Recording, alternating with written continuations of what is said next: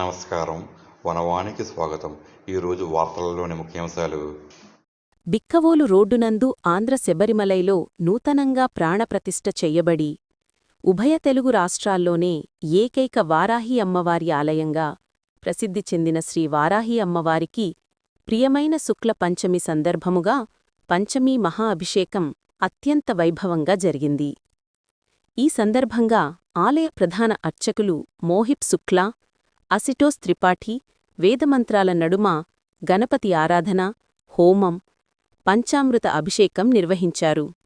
గొల్లల మామిడాడ మరియు పరిసర గ్రామాల నుండి పెద్ద సంఖ్యలో విచ్చేసిన భక్తులు, స్వాములు, భవానీలు అమ్మవారిని అభిషేకించి కుంకుమ పూజలు చేయించుకొని తీర్థప్రసాదములు స్వీకరించారు.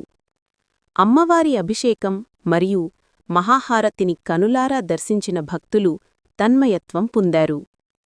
అభిషేకం అనంతరం జరిగిన అమ్మవారి మహాహారతిలో మరియు గణపతి హోమంలో నేను ఇక్కడే ఉన్నాను అన్నట్లుగా అమ్మవారు ప్రత్యక్షమవడం భక్తులకు విశేష అనుభూతిని కలిగించింది.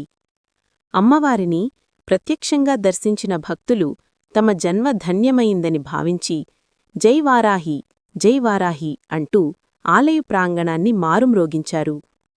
ఈ సందర్భంగా ఆలయ గురుస్వామి డి.ఆర్.కె. రెడ్డి మాట్లాడుతూ, ప్రతి ఒక్కరూ మామిడాడ మణికంఠ క్షేత్రానికి విచ్చేసి వారాహి అమ్మవారిని దర్శించి కందదీపహారతిని సమర్పించి ముడుపులు, ముక్కుబడులు చెల్లించుకుని అమ్మవారి అనుగ్రహాన్ని పొందవలనని తెలియజేశారు.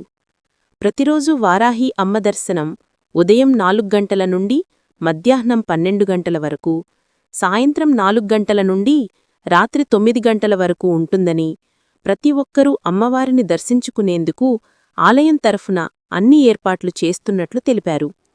ఈ కార్యక్రమంలో గురుస్వామి ద్వారపూడి యువరాజారెడ్డి, ఎన్వివి రామారెడ్డి, సత్తిసుబ్బారెడ్డి, మోహనరెడ్డి, శ్రీనివాసరెడ్డి, పప్పు చిన్నారెడ్డి, మధు ప్రసాద్ రెడ్డి, గణేష్ రాజు, డి.ఆర్.కె. గురుస్వామి ఆశ్రమం స్వాములు, భక్తులు పెద్ద సంఖ్యలో పాల్గొన్నారు.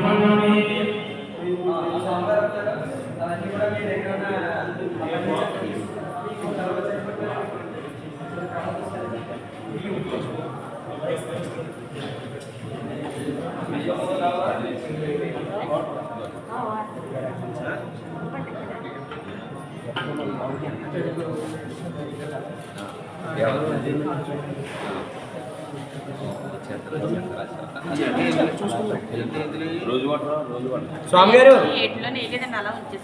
చెప్పండి. ఇందులో పెట్టే పైన ఉన్నాయి కాయలు అంతా.